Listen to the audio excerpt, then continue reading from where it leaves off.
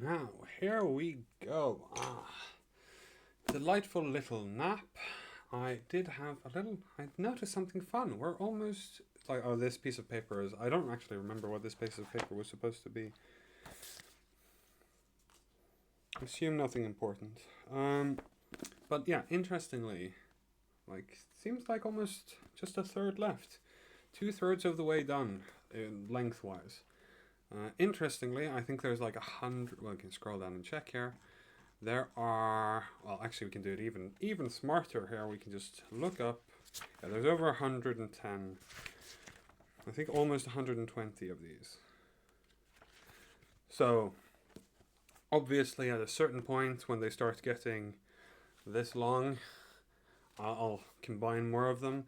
But these ones that are still 50 lines long, I can, or at least a couple of pages long, we can give them their own time. And this one is titled The Creator.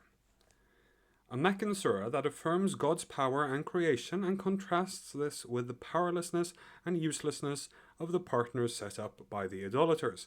The surah warns the idolaters of their punishment and comforts the prophet through mention of previous messengers who were also rejected as liars.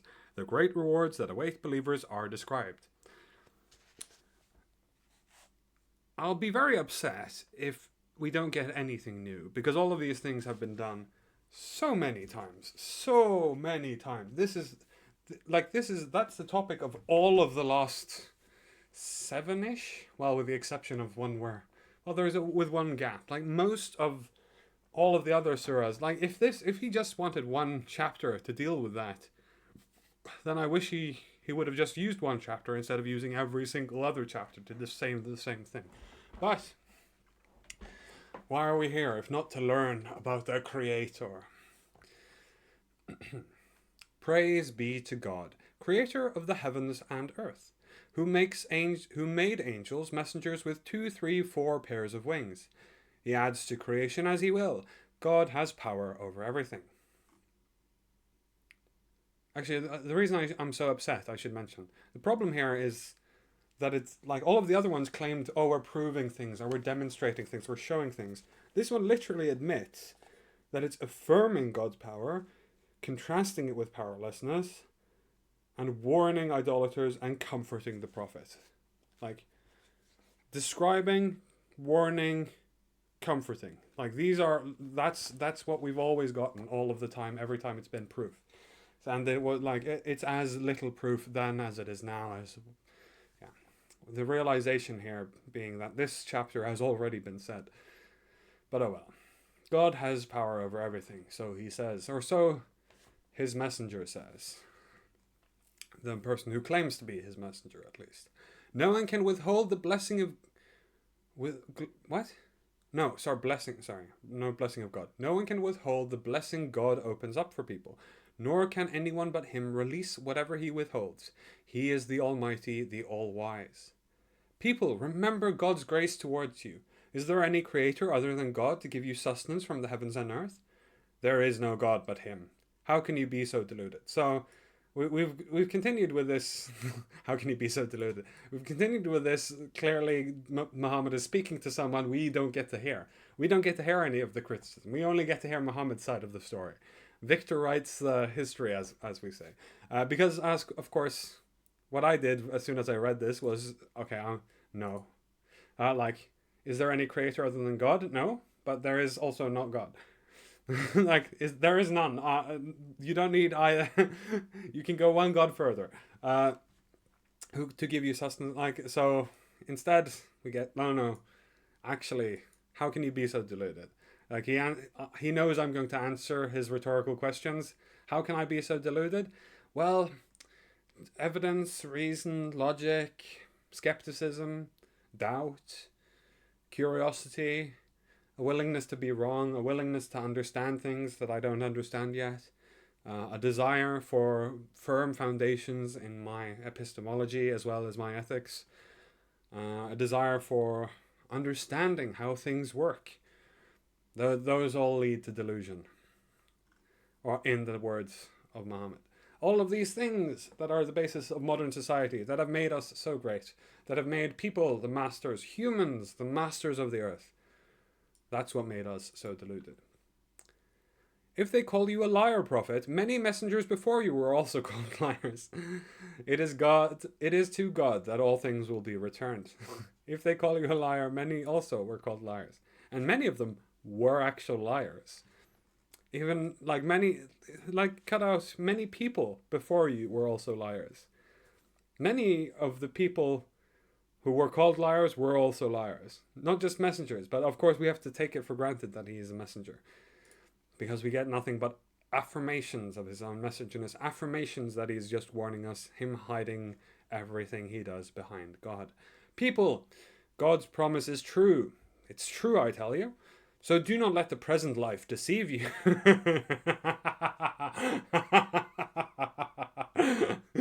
I know that that's not what they mean, but I read it like the way I interpret this. It's like, oh, don't let any evidence deceive you. Like, nothing you see in your life could ever prove to you that God's promise isn't true. That this isn't the true God. Like, don't let the evidence of your own eyes deceive you. Don't let proof deceive you. Don't let reason deceive you. Don't let any people deceive you. Don't let anything other than your own faith prevail. Do not let the deceiver deceive you about God. What if he already has? Satan is your enemy, so treat him as an enemy and invite his followers. Satan is your enemy and invites his followers only to enter the blazing fire. If you've already been deceived, then how do we solve this? How do we cure ourselves of our own deception? We don't, apparently. Those who disbelieve will be punished severely. Those who believe and do good deeds will be forgiven and richly rewarded. It's something like it's been a through line, the whole thing. It's always believe and do good. Believe and do good deeds. And believe first. Do good deeds. That's it. Believe what you want and do good deeds. What about those evil deeds are made alluring to them so they think they are good? What about the evil deeds that Muhammad has made, that we have read him make? Deceives them to makes him think they are good, and deceives you to think that they were good. God leaves whoever he will to stray and guides whoever he will. Prophet, do not waste your soul away with regret for them. God knows exactly what they do. Like, is this Surah the chapter where he's like, well, like he's been trying to prove it all the time, and all the proof he always gives is like, oh no, I'm just here to warn you. Every time anyone challenges him on his proof, he's just here to warn you. And now he's finally given up, and he's finally gone, you know what, I'm just going to comfort myself. I'm going to just stroke my own ego, pat my own back. Like, I did good. Do not waste your soul away with regret for them. God knows exactly what they do. It is God who sends forth the winds. They raise up the clouds. We drive them to a dead land, and with them revive the earth after its death. Such will be the resurrection. Let's also take a moment to understand when dead earth comes to life. It's usually not the corpses of the people there are usually not the ones who return. The corpses turn into funguses and mold, like a dead forest. Like when there returns life to an area which has had no life for a long while, it's not the same life that once lived there and once died there. Not a resurrection. So even this as evidence is not good enough. If anyone desires power, all power belongs to God. Good words rise up to him, and he lifts up the righteous deed, but a severe torment awaits those who plot evil, and their plotting will come to nothing. Well, we're spending more time on goodness. Good words rise up to him. Sorry, I was too fast in complimenting him. Because here we have righteous deeds and plotting evil is bad. Those are a-okay in my book. Good messages. Would like him to be a little bit more specific when we're 2/3 of a way through his holy word. But you know what? We can deal with that. But then I notice good words rise up to him. Yet again, words are worthless. Words are cheap. You can say whatever you like. Your ability to speak is not very indicative of very much. But of course, to God, this vain, egotistical bastard that you have presented us, at least, as God and claimed as God.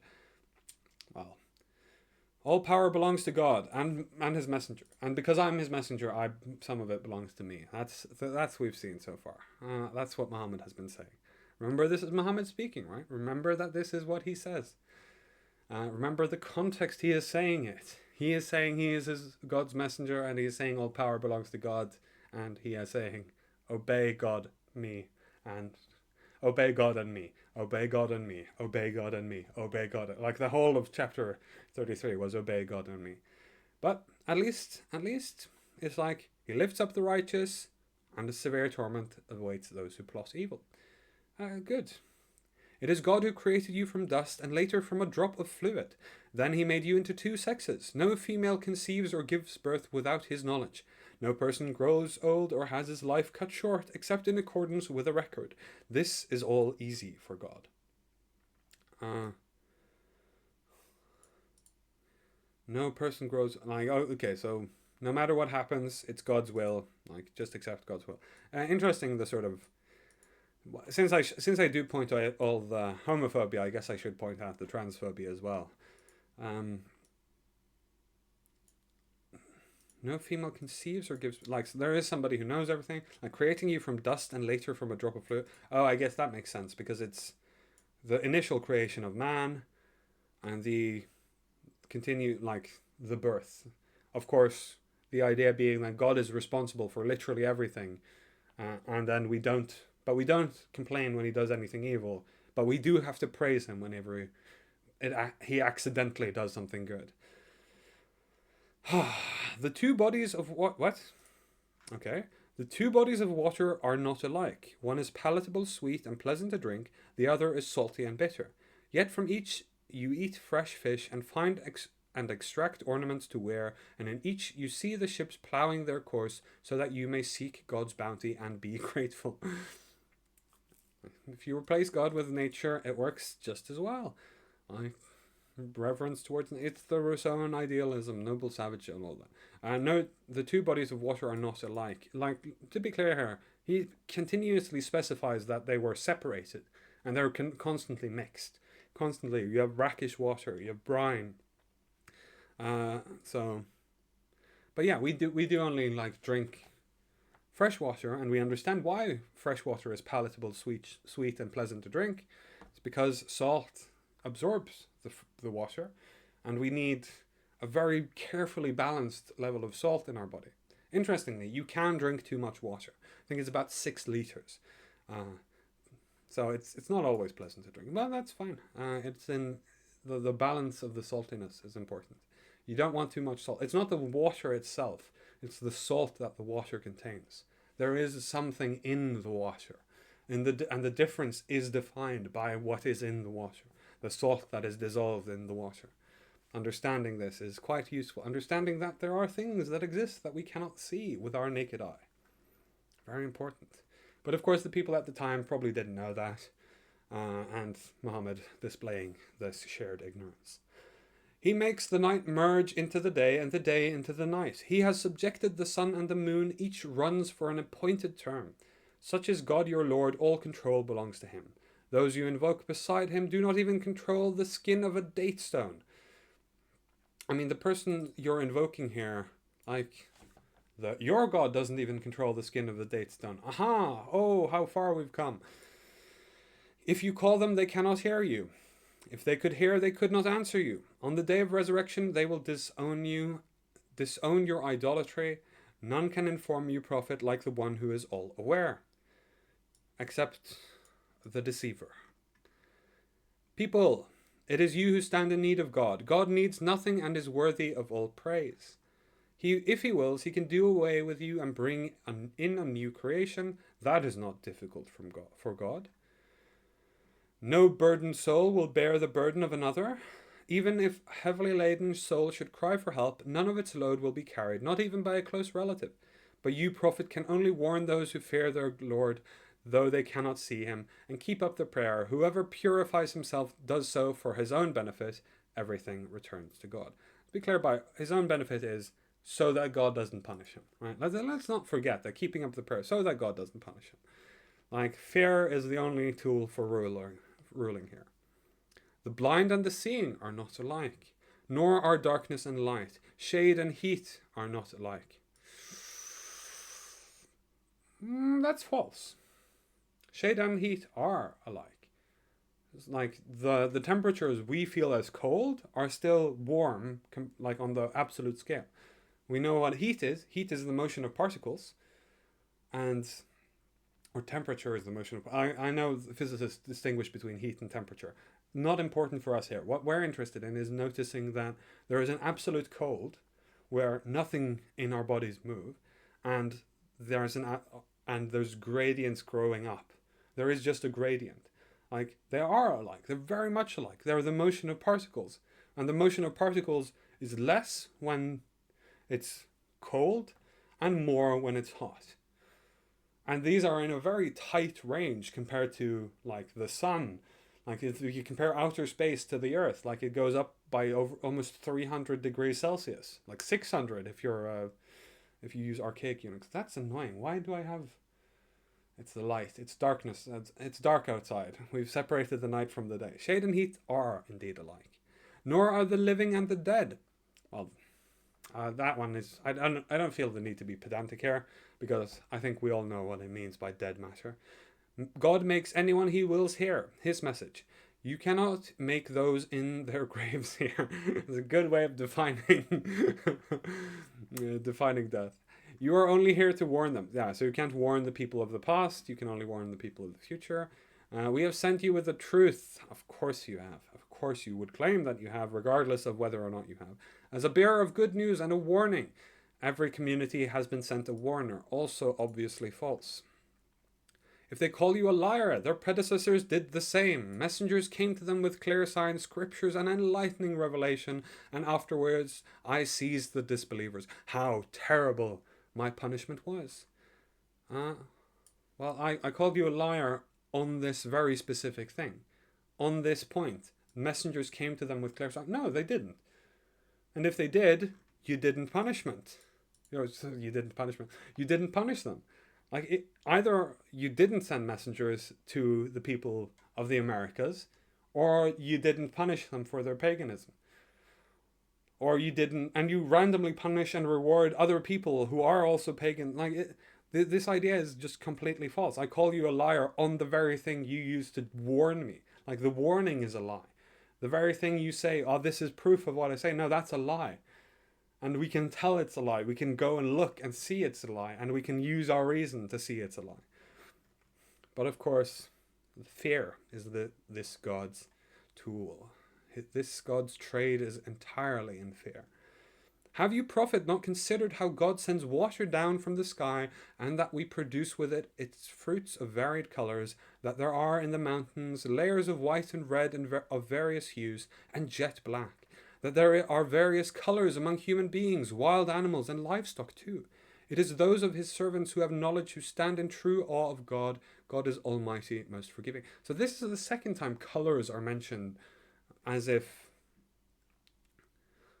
like, have you not considered that he sends water down from, no, that there, what, so have you not considered that water comes from the sky, and that water leads to life, that all life needs water? Yes, we have considered it. Quite a lot, actually. Evaporation, temperature, heat, all of that. We understand that the difference between steam, like, we understand that if you put a glass of water outside, it slowly reduces, and this water then exists in the air around us, even though we cannot see it. Like, only God knows what is unseen. Like, no, we can actually measure it. Measure the humidity. We do that. Everyone does that. As a modern world, we measure all of these things. But this is interesting. In the mountains, there are layers of white, red, and jet black, just the various colors amongst human beings, wild animals, and livestock too. So, to me, this seems like this when you see a sunrise, don't you feel God? And this sort of awe of nature, this awe of the beauty of it all. And we can also understand that. We can understand that we would feel good about colors, and like, colors give us information about the world, and we would only survive if we had this information. For the same reason we can do anything else. Like, the same reason we have brains, we have hands, we have feet. Like, all of these things mechanically serve a purpose, sure, but why would they need to be created? Why would that not simply be the result of us having an advantage if we could do that? And the people who didn't have this advantage, or the creatures that didn't have this advantage, would not survive. We are the descendants of those animals who could see colors, and it helped them to understand the world around them. Those who recite God's scripture, keep up the prayer, give secretly and openly from what we have provided for them, may hope for a trade that will never decline. He will repay them in full and give them extra from his bounty. He is most forgiving, most appreciative.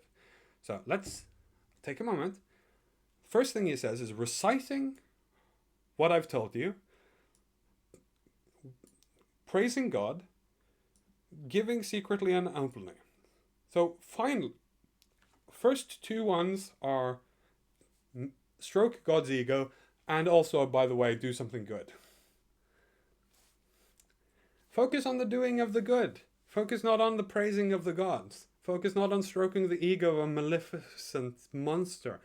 Focus instead of doing what is good.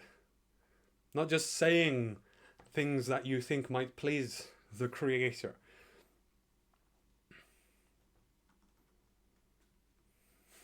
Maybe it is. Maybe there's a different God. Who cares? That's a me creative writing experience. But yeah, God is most forgiving, most appreciative of stroking his ego. Which, like you mentioned in a more recent one, it's kind of like Trump. It's kind of like this, oh, well actually, as long as you make my ego feel good, you're my best friend and I'll give you everything. But as soon as you defy me, then I'll take everything away from you.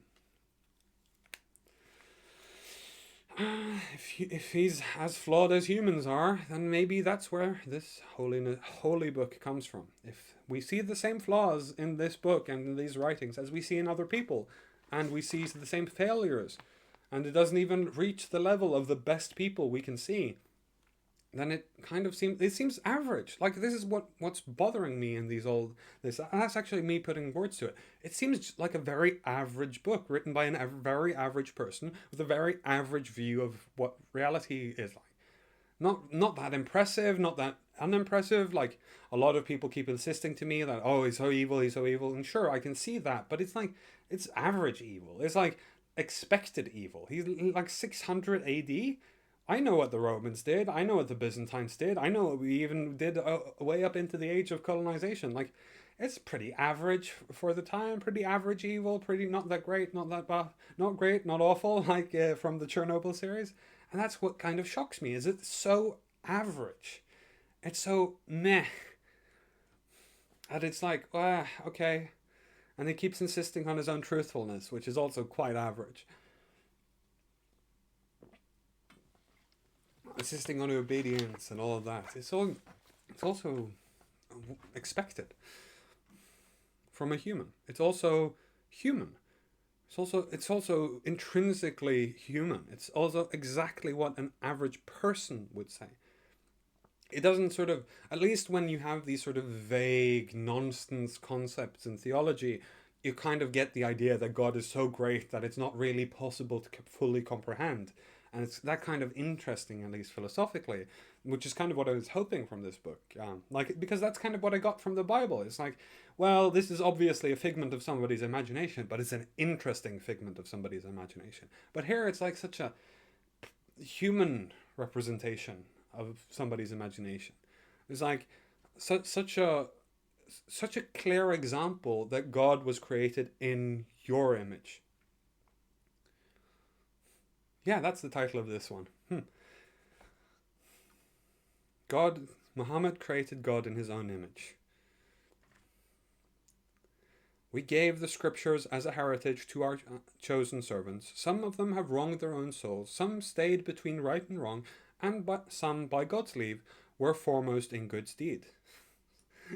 It's like every single time. Everything good you do is because of God. Everything evil you do is because of you. You are evil, but only God is good. Oh, goodness. Were foremost, yeah, that is the greatest favor. They will enter lasting gardens where they will be adorned with bracelets of gold and pearls, where they will wear silk garments. They will say, "Praise be to God who has separated us from all sorrow. Our Lord is truly most forgiving, most appreciative." Well, yeah, the ones who get the reward will continue to stroke his ego. He has in his bounty settled us in the everlasting home where no toil or fatigue will touch us.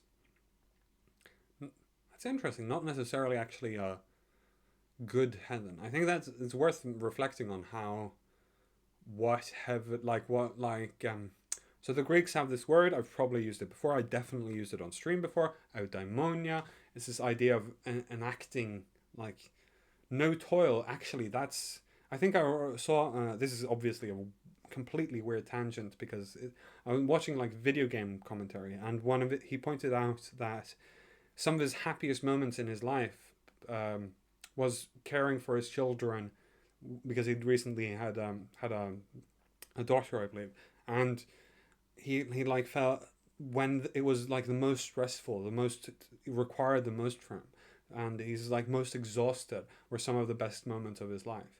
And I think that's actually worth like reflecting a little bit on. I think an actual heaven would be a little bit more interactive. You wouldn't necessarily no toil and fatigue. Like it seems like that's what you want when you're very materialistic, and maybe that's like who they're appealing to here with the book is like the goal is to be a little bit more happy for the things the spiritual and the happiness sort of the contentment with like being able to toil and live this eudaimonia, live this life of active happiness. So maybe for these people it makes sense to give a little bit of advice here that or to appeal to their I don't want to call it laziness, but that's kind of what it is. There's feeling that you have when you've exhausted and you just want a little bit of rest. Like that, then that's when heaven seems like no toil and fatigue.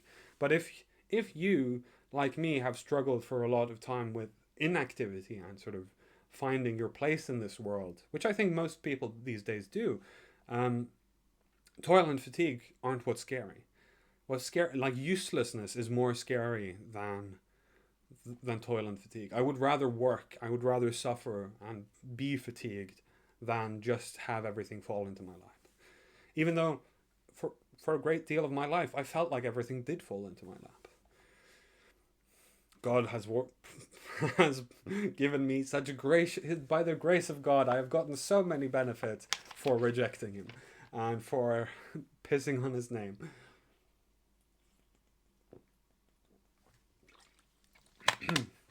But those who reject the truth will stay in hellfire, where they will neither be finished off by death nor relieved from hell's torment. This is how we reward hardened disbelievers. Like the last question, what would you answer if you were one of those hardened disbelievers who refused to listen to anything anyone else said, except what your forefathers have told you? They will cry out loud in hell, "Lord, let us out, and we will do righteous deed, not what we did before. Did we not give you a life long enough to take warning that if you were going to? The warner came to you. Now taste the punishment." The evildoers have nobody to help them. I've insisted this many times. I will not be screaming that. The people who will be screaming that are the people who have given up, the oppressed, as we described in the last chapter.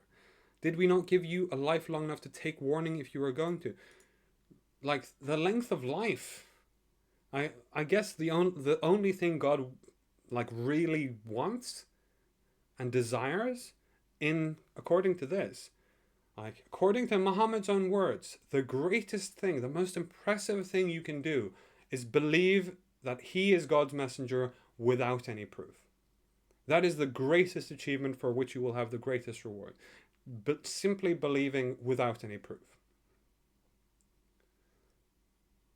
Why are you impressed by this? Like, is that not what somebody who just wants you to do what he tells you would say?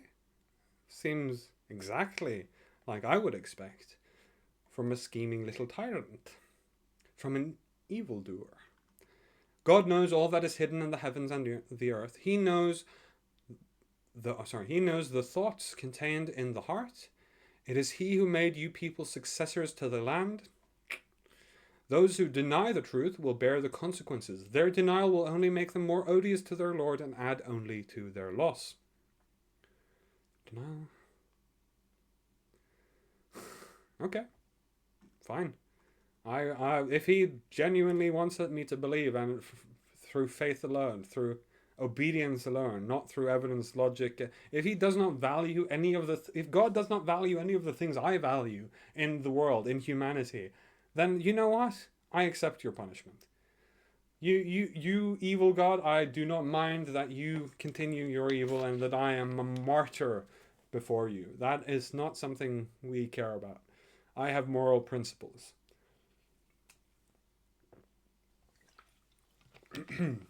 Say, consider those partners of yours that you call upon beside God.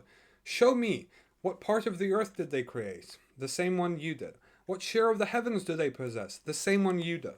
Have we given them a book that contains clear evidence? Neither have you. No, indeed. The idolaters promise each other only delusion. Have we given them a book that contains clear evidence? All of their books, actually, no. They've gotten as much evidence as you do.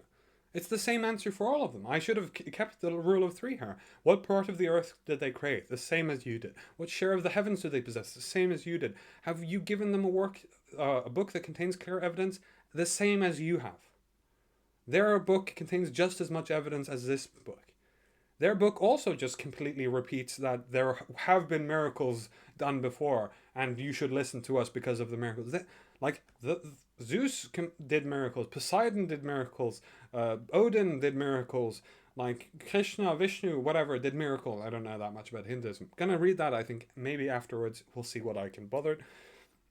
All of these other gods, all of these other conceptions of God have all given various books and truth, at this point also, if it's being spoken, then it's not a book yet. It needs to be written down for that point. So it kind of seems to me like this is evidence that this was being said, this was being added, and also we even have a little bit of a hint here that because this translation, see, there's a difference in the translation I have and the translation, the Clear Quran, that where they put the apostrophes, because if this seems like something that's added afterwards, because at the point in time when Muhammad apparently spoke this to people, there wasn't a book. There was just a series of lectures, essentially. Berating lectures. Oh. But yeah, I mean, the Muslims promise each other only delusion, right? It works as well when you swip out the words. The same thing you would say to someone who says the Muslims promise each other only delusion is what, when you hear that, you go, well, actually, no, Islam is the true word of God. And then they say, well, no, actually, Odin is the true God. And then you say, well, actually, no, have you gotten the holy book? So actually, we got the the back and forth. You can just keep going forever and ever and ever if it's not the whole way. That's why we use arguments, logic, and rhetoric. I want to say rhetoric, but it's not that you're bad at rhetoric. It's because you've clearly used only the tricks of sophistry. It's only the sort of repetition and flowery language, I like to describe it. It's the way we undermine this and criticize this and understand this and think critically about this is by being, what if we swapped out the ideas? Is my argument as weak used against me? Can I not make an argument that cannot be used against me? An argument that can only be true if what I'm saying is true. And that's what we mean by proof. That's what we mean by evidence. Something that could only happen if what you were saying was true. And indeed, all we get is, well, you'll regret it when I'm right at the end. And it's like, no, I won't regret or be happy because it won't happen. You promise yourselves only delusion. God keeps the heavens and earth from vanishing. Oh my God. And that's proof. Sorry. How could I not have realized the fact that it just doesn't pop? The fact that the laws of nature don't suddenly change so that everything stops existing. That is proof. It has to be proof. Like the laws of motion, like an object in motion will continue in motion. No, no, no. It would suddenly disappear if not for the intervention of God. If they did vanish, no one else could stop them. God is most forbearing, most forgiving. The idolaters swore their most solemn oath that, if someone came to warn them, they would be more rightly guided than any other community. But when someone did come, they turned yet further away.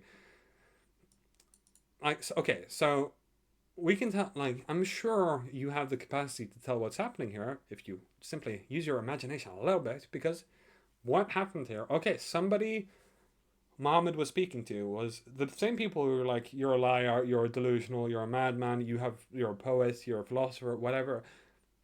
Be like, well, if you and actually come to me with actual proof, with actual evidence, I will genuinely be the more rightly guided than anyone else. I say this exact thing, right? Because I'm examining this and like really digging in, like really critically twisting and turning these ideas to understand them as good as I can. I do think that in doing so, like if there is genuinely truth in this, then doing so, what I'm doing, is more effective and more better at gaining understanding than somebody who's just doing it, saying it because they have, because why not? Why not just go along with it for the sake of argument? Like instead of doing, like, I'm genuinely trying to understand, trying to get into the mind of this, trying to piece together what this creation is, or what, if there even is a creation, or even if it's just physical world, or if there is some truth to all of these dictums. So I'm like, this is probably what happened. The idolaters were being like, look, if you can actually prove it, I will be your greatest ally.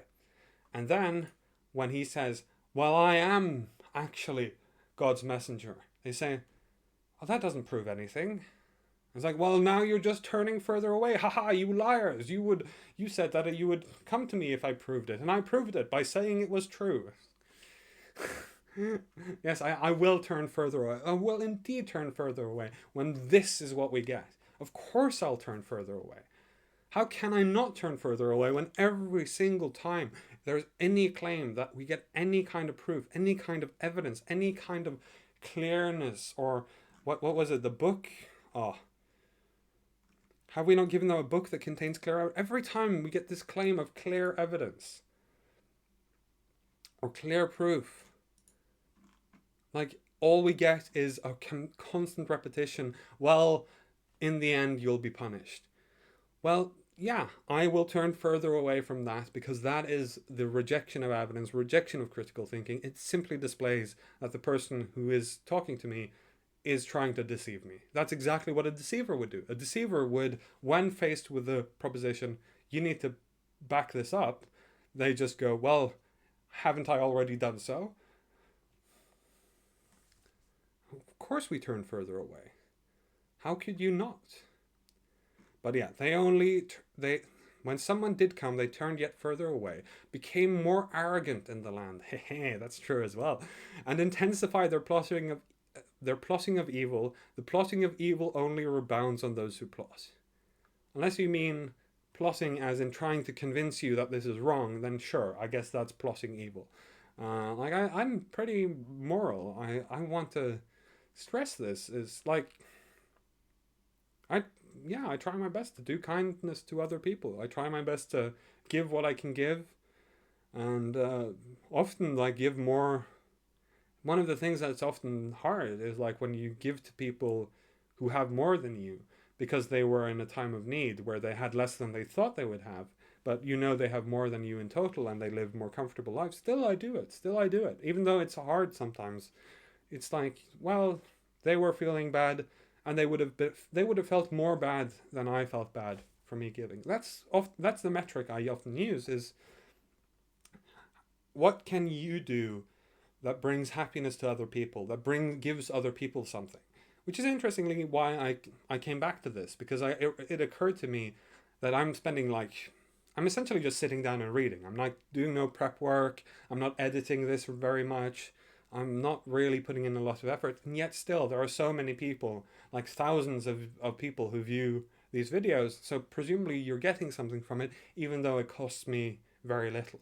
And so that's why I came back, and that's the same metric I use to try and do good. It's like, what can I give such that what you gain from what I give is greater than what I lose from giving it to you. That, I think, is a principle of good morality. Do they expect anything but what happened to earlier people? Yeah, no, that's true. I expect exactly what happened to earlier people. And it's because I know so much about what happened to earlier people that I this is so maddening to me. You will never find any change in God's practice. You will never find any deviation there. And sure, I can accept this is true, but then you go, well, if there has been no change, then God doesn't seem to follow the rules you've told him. He doesn't simply punish evildoers. Sometimes he rewards evildoers in this life. Sometimes he rewards those who reject God's word. Sometimes he rewards those who stray from the path. In fact, much of modern life is defined by this. And that's like what we learn from all of this. So if there is no deviation, then God operates by different rules than what we think. God, in this case, could possibly be explained better by nature, because then we don't anthropomorphize it.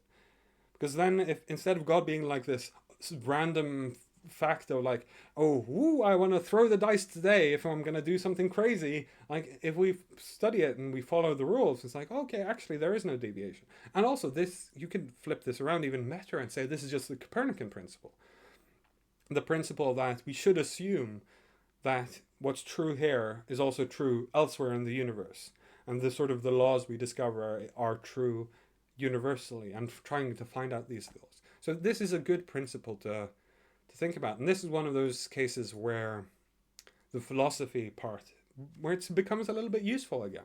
I think it is a little bit useful to think about this as, think about nature in this sort of unchanging way. That is a useful thing to be able to understand it more. But it's kind of undermined by this, well, God does all of these things. God makes the waters fall down from the heavens. It's like, well, God took this water from the ocean and heated it up, layers at the top first, and then made it evaporate up, and then collide with cold fronts and collide with each other to make droplets that were heavier than the updraft they got from the heat, and then they fell down. So if you are able to make this next step, fine, this is a fine principle. But I think a lot of what has been said so far undermines the ability of taking this step, undermines it by sort of stressing that it's actually some deeper truth there. Or not just some deeper truth, by just saying that this is just God's will and you don't get to question God's will. Well, actually, if you do question God's will, you actually gain a lot of understanding of how the mechanics of nature work. Have they not travelled in the land and seen how those before them met their end, although they were superior to them in strength? Show me one empire in history that was superior to ours in strength. Show me one empire in history, and I know it's not an empire, but greater than NATO. And NATO, the North Atlantic Treaty Organization, is the most powerful alliance of nations ever. Like, actually, show me one nation or empire or anything that was ever stronger than the Americas are right now.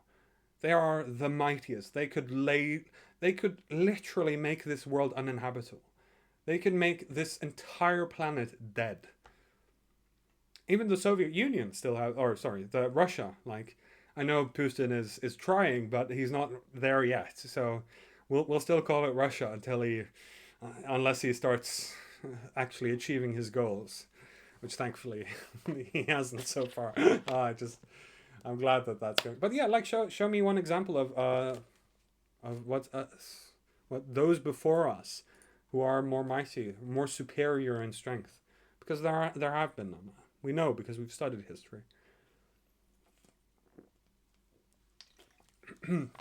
But maybe that was true when this was written in this region. You go around and you go like, well, we're only tribal. There were cities here before. Like if many regions which are currently deserts weren't at different points in time. So you would expect to find ruins there of people who are great and superior and mighty. But and so if you are, and the people who then live in a desert probably aren't as powerful as the people who used to live there when the land was much more abundant, right? That makes a lot of sense. So it makes a lot of sense that this is what you'd see in this area, but it doesn't show us that God has laid low those superior to us, because that's not true anymore. It's only true in a very specific region at a very specific time. It's definitely not true anymore. And it's definitely not true where I'm standing. God is not to be frustrated by anything in the heavens or on earth or on the earth. He is all knowing, all powerful. Ha! Except me. Apparently, I can undermine him. I can get under his skin. That's apparently apparently I'm very frustrating because he's gonna send me to everlasting torment for not praising him enough. This does sound like you say you're not angry, but you kind of seem a little bit angry. Words are cheap. If God were to punish people at once for the wrong they have done, there would not be a single creature left on the surface of the earth. So I could be much more evil, but because I'm not as evil as I could be, he gives them respite for a stated time, and whenever their time comes, God has been watching his servants. Fascinating. Yeah, no, I don't know what more there is to say. Like, it's interesting though, because yeah, we should have the opportunity to learn from our mistakes, and the way to learn from our mistakes is by giving us signs that what, or reasons or evidence or anything that we can actually base on and like see, oh, this is the consequences of our actions, this is what happened, like giving us understanding, not just saying, well, you'll be damned in the afterlife. It's not just about punishment, it's about learning. That's what a good person would do. And that, yet again, is how God fails to live up even to the standards of other human beings. Oh well, maybe we'll get something better tomorrow.